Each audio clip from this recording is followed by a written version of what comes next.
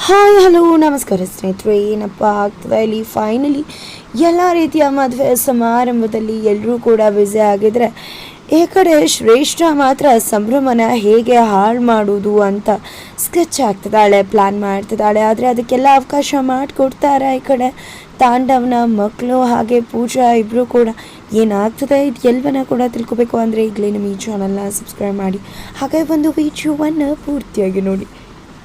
ಇಲ್ಲಿ ತಾಂಡವ್ ಹಾಗೆ ಹೆಂಡತಿ ಮಕ್ಕಳು ಎಲ್ಲರೂ ಕೂಡ ಶಾಪಿಂಗ್ ಮಾಡ್ತಾರೆ. ಈ ಕಡೆ ಕುಸುಮ ಅವರು ಶಾಪಿಂಗಿಗೆ ಅಂತ ಕಳಿಸಿರ್ತಾರೆ. ಈ ಕಡೆ ಮನೇಲಿ ಕಾವೇರಿ ಹಾಗೆ ಲಕ್ಷ್ಮಿ ಅವ್ರಿಗೆ ಕಾಲ್ ಮಾಡಿ ಈ ರೀತಿ ಮದುವೆ ವಾರ್ಷಿಕೋತ್ಸವಕ್ಕೆ ಬರಬೇಕು ಅಂತ ಕಾಲ್ ಮಾಡಿ ಕೂಡ ತಿಳಿಸ್ತಾರೆ.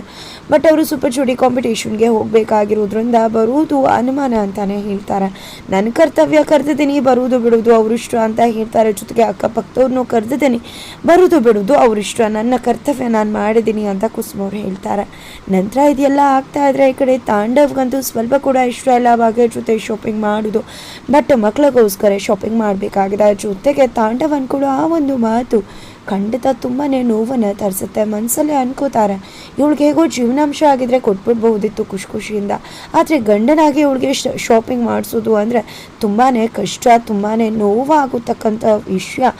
ತುಂಬಾ ಸಿಟ್ಟು ಬರುತ್ತೆ, ಇರಿಟೇಟ್ ಆಗುತ್ತೆ ಅಂತ ಹೇಳ್ತಿದ್ದಾರೆ. ಇದು ತುಂಬಾ ನೋವಾಗುತ್ತೆ.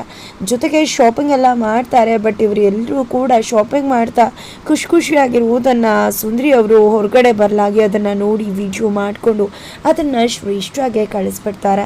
ಇದನ್ನು ನೋಡಿದ್ದೆ ಶ್ರೇಷ್ಠ ಹೋಗ್ತಾಳೆ. ಇನ್ನೇನು ಫೋನ್ನೇ ಬಿಸಾಡಿ ಹೊಡೆದಾಡ್ಬಿಡ್ಬೇಕು ಅಂತ ಅನ್ಕೋತಾಳೆ. ಅಷ್ಟರಲ್ಲಿ ಪೂಜಾ ಕಾಲ್ ಮಾಡಿ ಈ ರೀತಿ ವೆಡ್ಡಿಂಗ್ ಆ್ಯನಿವರ್ಸರಿ ಪಾರ್ಟಿ ಇದೆ, ನೀನು ಮಿಸ್ ಮಾಡದೆ ಬರಬೇಕು, ನೀನು ಬರಲೇಬೇಕು, ಸುಸ್ತಾಗಿ ರೆಡಿಯಾಗಿ ಬಾ ಅಂತ ಹೇಳಿ ಕರೀತಾರೆ. ಈ ಕಡೆ ಶ್ರೇಷ್ಠ ಬರಲ್ಲ ಅಂದರೂ ಕೂಡ ಕುಸುಮ ಅತ್ತೆಗೆ ಹೇಳಿ ತಾಕೀತು ಮಾಡಿಸ್ಬೇಕಾಗುತ್ತೆ ಅಂತ ಹೇಳಿ ಹೆದರಿಸಿ ಶ್ರೇಷ್ಠ ಬರುವ ಹಾಗೆ ಮಾಡ್ಕೋತಾರೆ. ನಂತರ ಸುಂದರಿ ಅವರು ಬಂದದ್ದೇ ಶ್ರೇಷ್ಠಗೆ, ನೋಡು ಏನು ಮಾಡ್ತೀಯ ಚಿನ್ಮಿನಿ, ನೋಡಿದ್ಯಾ ವಿಡಿಯೋನ, ಎಷ್ಟು ಚೆನ್ನಾಗಿ ಆ ತಾಂಡವ್ ತನ್ನ ಫ್ಯಾಮಿಲಿ ಜೊತೆ ಟೈಮ್ ಸ್ಪೆಂಡ್ ಮಾಡ್ತಿದ್ದಾನೆ ಅಂತ.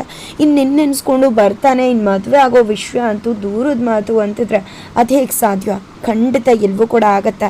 ನನ್ನ ಜಾಗಕ್ಕೆ ಭಾಗ್ಯ ಬರುವುದಕ್ಕೆ ಬಿಡುವುದಿಲ್ಲ ಅಂತ ಹೇಳ್ತಿದ್ದಾರೆ. ಆ ಮಕ್ಕಳು ಅವೆರಡು ಸಾಕು ಅಷ್ಟೇ, ಅಪ್ಪ ಅಮ್ಮನ ಒಂದು ಮಾಡೋಕೆ ಅಂದಾಗ ಯಾವ ಮಕ್ಕಳು ಬರಲಿ ಯಾರೇ ಬರಲಿ ಯಾವುದೇ ಕಾರಣಕ್ಕೂ ಎಂದಿದ್ರು ತಾಂಡವ್ ನನ್ನನ್ನೇ ಹೊರತು ಯಾರಿಗೂ ಕೂಡ ಬಿಟ್ಕೊಡುವುದಿಲ್ಲ. ನನ್ನ ಅವನ ಮದುವೆ ಹಾಗೆ ಆಗತ್ತೆ, ನೋಡ್ತಾರೆ ವೆಡ್ಡಿಂಗ್ ಆ್ಯನಿವರ್ಸರಿ ಆಚರಿಸ್ಕೋತಾರೆ. ಆ ಸಂಭ್ರಮನ ಹೀಗೆ ಸ್ಮಶಾನ ಮಾಡಿ ಸುಟ್ಟಾಕ್ತೀನಿ ಅಂತ ಶ್ರೇಷ್ಠ ಹೇಳ್ತಿದ್ದಾಳೆ.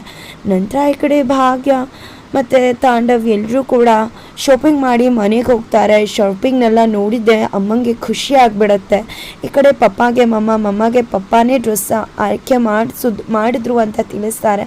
ಹೌದಾ ಅಂತ ಹೇಳ್ತಾರೆ. ಈ ಕಡೆ ಗುಂಡಣ್ಣ ಅಂತೂ ಖುಷಿಯಿಂದ ಇದ್ದಾನೆ. ಈ ಕಡೆ ಅಪ್ಪ ಅಮ್ಮ ಜೊತೆಗಿರೋದು ಅವನಿಗೆ ಸ್ವರ್ಗನೇ ತಂದಿಟ್ಟಷ್ಟು ಖುಷಿಯಾಗಿದೆ. ಹಾಗಾಗಿ ನಾಳೆ ಅಂತೂ ನಾನು ಯಾರಿಗೂ ತೊಂದರೆ ಕೊಡಲ್ಲ, ನಾನೇ ರೆಡಿ ಆಗಿಬಿಡ್ತೀನಿ ಅಂತ ಹೇಳ್ತಿದ್ರೆ ನೋಡಿದ್ರೆ ಗುಂಡಣ್ಣ ಎಷ್ಟು ಖುಷಿಯಾಗಿದ್ದಾನೆ. ಅದಕ್ಕೆ ಅಲ್ವಾ ಮಕ್ಕಳು ದೇವ್ರ ಸಮಾನ ಅನ್ನೋದು. ಪ್ರತಿಯೊಬ್ಬರು ಕೂಡ ಹೇಳ್ತಾ ಇದ್ರು, ದೊಡ್ಡವರು ಎಲ್ಲರೂ ಕೂಡ ಗಂಡ ಹೆಂಡತಿ ಮತ್ತಿಷ್ಟು ಹತ್ತಿರ ಆಗ್ತಾರೆ ಮಕ್ಕಳಿಂದಾಗಿ ಅಂತ. ಅದು ನಿಜ ಆಗೋಯ್ತು. ಇವತ್ತು ಈ ಮಕ್ಕಳಿಂದಾನೇ ತಾಂಡವ್ ಮತ್ತು ಭಾಗ್ಯ ಜೊತೆಲಿರುವುದು ಅಂತ ಹೇಳ್ತಿದ್ದಾರೆ. ಇದು ಯಾವುದೂ ಕೂಡ ತಾಂಡವ್ಗೆ ಇಷ್ಟ ಆಗ್ತಾನೇ ಇಲ್ಲ. ನಂತರ ಮದುವೆಯ ಸಂಭ್ರಮದ ದಿನ ಬಂದೇ ಬಿಡ್ತು. ಬೆಳಿಗ್ಗೆ ಆಗ್ತಿದ್ದಂತೆ ಈ ಕಡೆ ಆಲ್ರೆಡಿ ಆ ದಿನ ಕೂಡ ಭಾಗ್ಯ ತನ್ನ ಕೆಲಸದಲ್ಲಿ ತೊಡಗಿಸ್ಕೊಂಡಿದ್ದೆ. ರಂಗೋಲಿ ಹಾಕ್ತಿರ್ತಾಳೆ. ಅಲ್ಲಿಗೆ ಆಲ್ರೆಡಿ ಪೂಜಾ ಮತ್ತು ತನ್ವಿ ರೆಡಿ ಆಗಿದ್ದೆ. ಬಂದು ಏನಮ್ಮ ರಂಗೋಲಿ ಹಾಕ್ತಿದ್ಯಲ್ಲ, ಇವತ್ತು ನಿನ್ನ ಸ್ಪೆಷಲ್ ಡೇ, ನೀನು ರೆಡಿಯಾಗಿ ಚೆನ್ನಾಗಿ ಬಿಂದಾಸಾಗಿರ್ಬೇಕೆ ಹೊರತು ಈ ಕೆಲಸ ಏನೂ ಮಾಡಬಾರ್ದು ಅಂತ ಹೇಳಿ ರೂಮಿಗೆ ಕರ್ಕೊಂಡು ಬಂದು ಕೂರಿಸ್ತಾರೆ. ಆ ಕಡೆ ತಾಂಡವ್ ಕೂಡ ಬರ್ತಾರೆ. ಈ ಕಡೆ ಗುಂಡಣ್ಣ ಕೂಡ ಬಂದು ತಗೊಳ್ಳಿ ನೀರನ್ನ ಅಂತ ಹೇಳಿ ಕೊಟ್ಟು, ಇವತ್ತು ನೀವು ಹೊಸ ಗಂಡು ಹೆಣ್ಣು ಏನೂ ಕೂಡ ಮಾಡಬಾರ್ದು, ಆರಾಮಾಗಿ ಇರಬೇಕು ಅಂತ ಹೇಳ್ತಾರೆ. ನಂತರ ಆಲ್ಬಮ್ ತೊಗೊಂಡು ಬಂದಿದ್ದೆ, ನಾನು ಯಾಕೆ ಈ ಫೋಟೋದಲ್ಲಿ ಇಲ್ಲ ಅಂತ ಹೇಳ್ತಿದ್ರೆ, ಆಗಲೇ ಹೇಳಲಿಲ್ವಾ ನೀನು ಹುಟ್ಟಿರಲಿಲ್ಲ ಅಂತ. ಹಾಗಿದ್ರೆ ಇವಾಗ ಹುಟ್ಟಿದ್ದೀನಲ್ವಾ ಪಪ್ಪ ಅಮ್ಮನ ಜೊತೆ ಇವತ್ತು ನನ್ನ ಫೋಟೋ ತೆಗೆಸ್ಕೋತೀನಿ ಅಂತ ಹೇಳ್ತಿದ್ದಾನೆ. ನಂತರ ಪಪ್ಪ ನೀವು ಬೇರೆ ರೂಮ್ಗೆ ಹೋಗಿ ರೆಡಿಯಾಗಿ ಅಮ್ಮನ ನಾವು ಇಲ್ಲಿ ರೆಡಿ ಮಾಡ್ತೀವಿ ಅಂದಾಗ ಈ ಕಡೆ ಗುಂಡಣ್ಣ ಅಂತೂ ನಾನು ಹೋಗಿ ಪಪ್ಪನ ರೆಡಿ ಮಾಡ್ತೀನಿ, ಪಪ್ಪ ನಾನು ನಿಮಗೆ ಸಹಾಯ ಮಾಡ್ತೀನಿ ಅಂತ ಹೋಗ್ತಿದ್ದಾನೆ. ನಂತರ ಈ ಕಡೆ ಬೀಗರು ಬೀಗ್ತಿರೆಲ್ಲ ಕೂಡ ಮಾತಾಡ್ತಿದ್ದಾರೆ. ಈ ಕಡೆ ಸುನಂದ ಅವರಂತೂ ಮಾವಿನೆಲೆ ಕಟ್ಟುವುದ್ರಲ್ಲೇ ಬ್ಯುಸಿ ಆಗಿದ್ದಾರೆ. ಏನ್ರಿ ಸುನಂದವ್ರೆ, ಆಗಿಂದ ಈ ತನಕ ಬರೀ ಇಷ್ಟೇ ಮಾಡ್ತಿದ್ರಲ್ರಿ. ಯಾವತ್ತೂ ಕೂಡ ಹೇಗೆ ಕೆಲಸ ಮಾಡಬೇಕು ಗೊತ್ತಾ ಅಂದರೆ ಬಿತ್ಯಮಾನಂಗಿರೋದೇ 2 ಕೈ ಅಂದಾಗ ಇರೋದು 2 ಕೈ ಆದರೆ 20 ಕೈ ಇರೋ ರೀತಿ ಕೆಲಸ ಮಾಡಬೇಕು. ನಾನು ಹೇಗೆ ಕೆಲಸ ಮಾಡ್ತೀನಿ ಗೊತ್ತಾ ಅಂತ ಹೇಳಿ ಮತ್ತೆ ತಮ್ಮನ್ನು ತಾವೇ ಹೊಗಳು ಕೂತಿದ್ದಾರೆ. ನಂತರ ಇದೆಂಥ ಸಮಾರಂಭ ನಡೆಯುತ್ತೆ ಅಂತ ನನ್ನ ಕನಸು ಮನಸ್ಸಲ್ಲೂ ಕೂಡ ಅಂದ್ಕೊಂಡಿರಲಿಲ್ಲ. ನನ್ನ ಮಗಳು ಜೀವನ ಏನಾಗ್ಬಿಡುತ್ತೋ ಅಂತ ಭಯ ಬಿದ್ದಿದ್ದೆ. ಆದರೆ ಇಂಥದ್ದೊಂದು ದಿನ ಬಂದಿದ್ದು ತುಂಬಾ ಖುಷಿ ಆಗ್ತದೆ. ದೇವರೇ, ಇನ್ನೆಂದೂ ಕೂಡ ನನ್ನ ಅಳಿಯನ್ ಬಾಯಲ್ಲಿ ಡಿವೋರ್ಸ್ ಅನ್ನೋ ವಿಷಯ ಬರ್ತಿರುವ ಹಾಗೆ ನೋಡ್ಕೋತಂದೆ ಅಂತ ಹೇಳ್ತಿದ್ರೆ, ನೋಡಿ ಸುನಂದವ್ರೆ, ನಿಮ್ಗೆ ಎಷ್ಟು ಆತಂಕ ಇತ್ತು ಅಷ್ಟೇ ಆತಂಕ ನನಗೂ ಕೂಡ ಇತ್ತು. ಆದರೆ ನೀವೆಲ್ಲ ತೋರಿಸ್ಕೋತಿದ್ರಿ, ಆದರೆ ನಾನು ತೋರಿಸ್ಕೋತಿರ್ಲಿಲ್ಲ. ಭಯ ಹೇಗಾಗ್ತಿತ್ತು ಗೊತ್ತಾ? ಆದರೂ ಎಲ್ಲ ಭಯನೂ ಕೂಡ ಮನಸ್ಸಲ್ಲೇ ಹದ್ಮಿಟ್ಕೋತಿದ್ದೆ. ಯಾಕಂದರೆ ನಾನೇನಾದರೂ ಕುಸ್ತೋದ್ರೆ ನೀವು ಕೂಡ ಎಲ್ಲ ಕುಸ್ತೋಗ್ತೀರಾ ಅಂತ ಹೇಳ್ತಿದ್ದಾರೆ. ನೋಡಿ, ಎಲ್ಲ ಕೂಡ ಒಳ್ಳೇದಾಗುತ್ತೆ. ಮತ್ತೆ ಮದುವೆ ಆಗ್ತದೆ, ಮತ್ತೆ ಮದುವೆ ಆಗೋದ್ರಿಂದ ಅವರಿಬ್ಬರು ಬಂದ ಇನ್ನಷ್ಟು ಸ್ಟ್ರಾಂಗ್ ಆಗುತ್ತೆ ಅಂತ ಹೇಳ್ತಿದ್ದಾರೆ.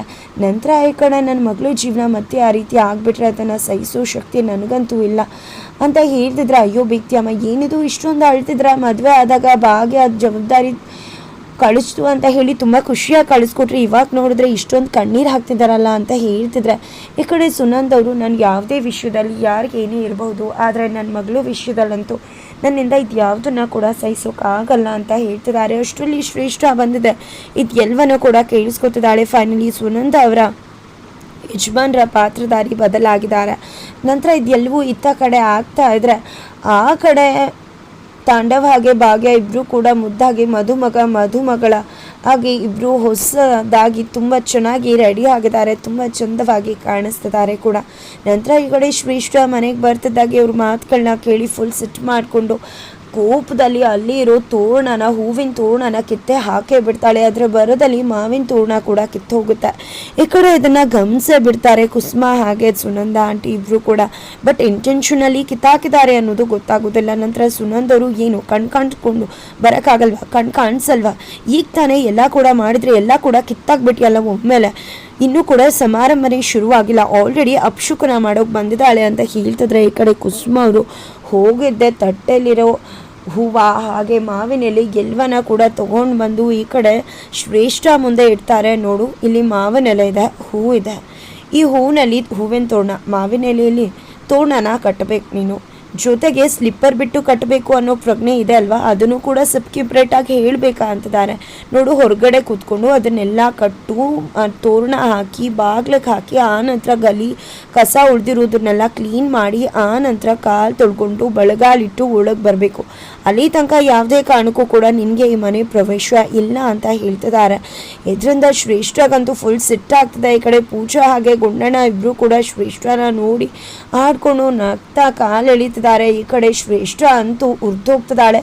ಫೈನಲಿ ಇಲ್ಲಿ ಗುಂಡಣ್ಣ ಹೋಗ್ಬಿಟ್ಟು ತನ್ನ ಚಿಕ್ಕಿ ಹತ್ರ, ಪೂಜೆ ಹತ್ರ ತಾವು ನಾಟಕ ಮಾಡಿದ್ರ ಬಗ್ಗೆ ವಿಷಯ ಏನೋ ಪ್ರಸ್ತಾಪ ಮಾಡ್ಬೋದು ಅನ್ನಿಸ್ತದೆ. ಈ ಒಂದು ವಿಷಯ ಗೊತ್ತಾಗ್ತದೆ ಈ ಕಡೆ ಶ್ರೇಷ್ಠಾಗೆ. ನಂತರ ಈ ಕಡೆ ತಾಂಡವ ಹಾಗೆ ಭಾಗ್ಯ ಈ ಒಂದು ಮದುವೆ ಸಂಭ್ರಮದಲ್ಲಿ ಕಾವೇರಿ ಹಾಗೆ ಲಕ್ಷ್ಮಿಯವರು ಫೈನಲಿ ಕೊನೆಯದಾಗಾದರೂ ಎಂಟ್ರಿ ಕೊಡ್ತಾರ.